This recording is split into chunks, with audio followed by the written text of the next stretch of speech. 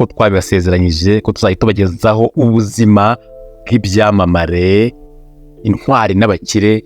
Munyemerere uyu munsi tuganire kuri uyu munyarwandakazi wigaruriye imitima ya benshi mu gihugu cy'Ububirigi adasize no mu Rwanda. Ese ko tubizi ko mu Bubirigi hari abakobwa beza benshi utabasha kubara ndetse b'abazungu, ni gute umunyarwandakazi yabakubise inshuro akabatwara ikamba ry'ubwiza? Ko tuzi ko iyo abakobwa bari kwiyamamariza uwo Miss hari imishinga cyangwa se ibikorwa byiza bifasha abantu amurikira akanama nkemurampaka. Nuwe mushinga Miss Kenza yamuritse ugatuma yigarurira imitima y'abagize akanama nkemurampaka bagahita bemeza ko ari we nyampinga w'Ububirigi. Nubana natwe muri iki kiganiro ubasha kumenya byose kuri Miss Kenza, imishinga y'iterambere n'ibyo ateganya gukora mu Rwanda. Uramenya kandi umuhanzi wo mu Rwanda akunda, amafunguro akunda gufata n'ibindi. Icyo usabwa ni ugutera agatebe ugakurikira witonze iyi video. Mbere ya byose ariko tugwaye ikaze kuri channel yacu.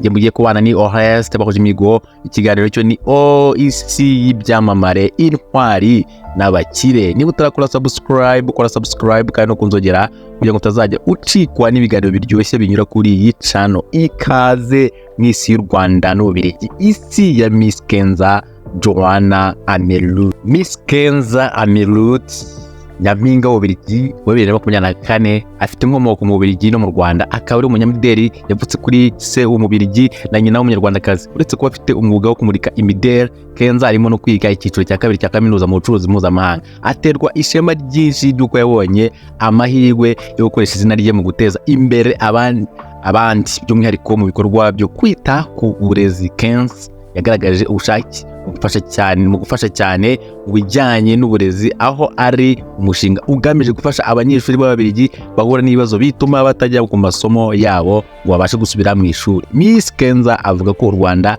ari igihugu kimufasha kuryoherwa n'ibiruhuko, bikaba byerekana isano ikomeye afitanye n'igihugu cy'u Rwanda. Kugira amahirwe rero yo guhagarara Ububirigi byamuhaye uburyo bwo kuba ikiraro hagati y'umuco w'u Rwanda n'Ububirigi, kandi akomeje gushimwa n'abatari bake kubera ubwitange bwe n'intambwe amaze kugeraho. Umwe mu mishinga afite rero watumye yigarurira imitima ya benshi, n'umva nawe urahita umukunda niba uri umuntu ugira urukundo n'umutima utabara. Miss Kenza Joanna Amelut nyampinga w'Ububirigi wa 2024 yashyize imbere umushinga wo kurwanya ubuhumyi mu bana, cyane cyane buterwa n'icyo bita ishaza, indwara ifata imboni y'amaso. Afatanyije n'umuryango Light for the World, Miss Kenza yifuje agenda akusanya inkunga ifasha gutanga ubuvuzi kugira ngo abana b'abakene bugarijwe n'ubu burwayi bashobore kuvurwa bongere kubona. Kenza ufite inkomoko mu Rwanda, igihe kimwe yaje ku karere ka Muhanga mu bitaro bya Kabgayi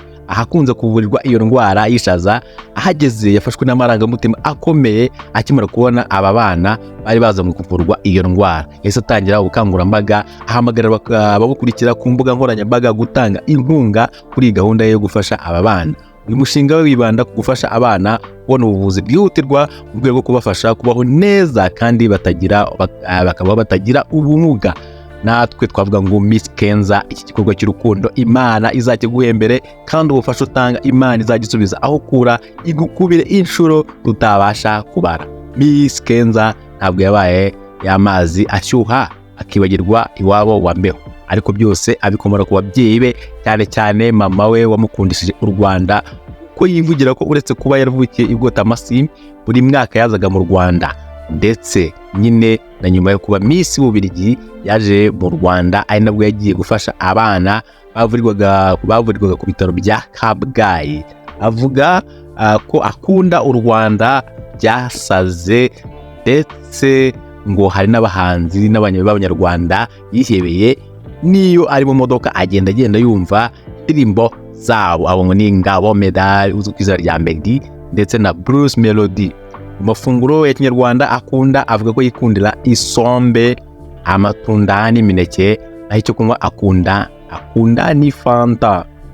Atangaza ko ikintu cyamubangamiye mu buzima akiri muto yigeze gukorerwa ivanguraruhu rishingiye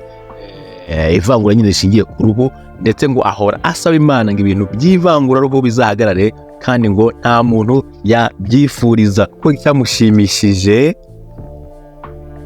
mu buzima ni ukuba hejuru y'ibi byose abazungu bamukoreraga bitaramubujije kubahigika no kubatwara ikamba ry'ubwiza. Niyo wahura n'ibigeragezo bikomeye gute, niyo abantu bakwanga bakanagutuka, ko byamera uko ariko kose ntawaguhindurira igeno ryawe Imana yakugeneye. Uku niko atangaza.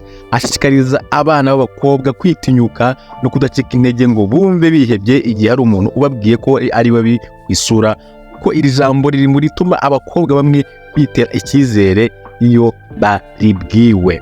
Nyamara ari mu Bubiligi yaribwiwe n'abazungu inshuro atabasha kubara, bamwitaga akomoka ku nguge n'ibindi bijyanye n'irondaruhu i Burayi.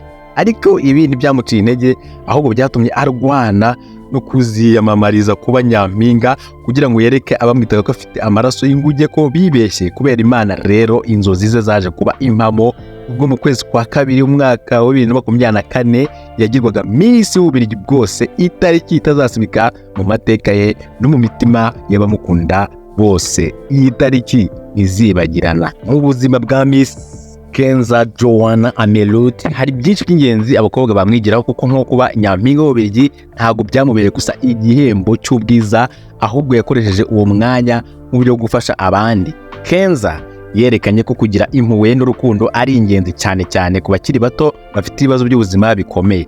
Aho nk'uko twababwiye yatangije igikorwa cyo gukusanya inkunga ku bufatanye n'umuryango Light for the World kugira ngo abana b'Abanyarwanda bafite ikibazo cy'ubuhumyi babone ubuvuzi. Ibi bikorwa byerekana ko ikamba rya nyampinga rifite agaciro iyo rikoreshwa mu guteza imbere imibereho y'abababaye n'abantu muri rusange. Ni nayo nama agira abakobwa baba Miss bo mu Rwanda kujya bakoresha ikamba ryabo babonye mu bikorwa byiza byubaka umuryango, aho kugira ngo bariteshe agaciro nk'ibiherutse kuba kuri Miss Muheto Divine. Kenza rero ni umukobwa mwiza ugira impuhwe kandi bigaragarira no mu bikorwa akora.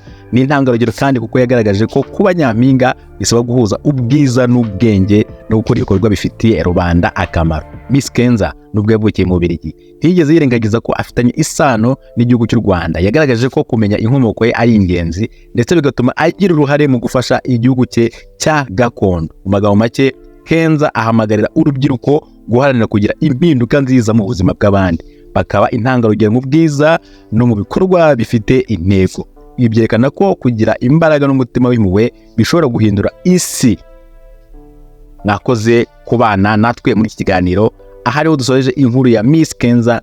Niba yakuryoheye kanda kuri like kandi ukore share uyisangize n'abandi. Niba kandi utarakora subscribe, ukora subscribe kandi ukunzogera kugira ngo tuzagicikwa n'ibiganiro biryoshye binyura hano bivuga ku byamamare, intwari n'abakire. Murakoze, bye bye.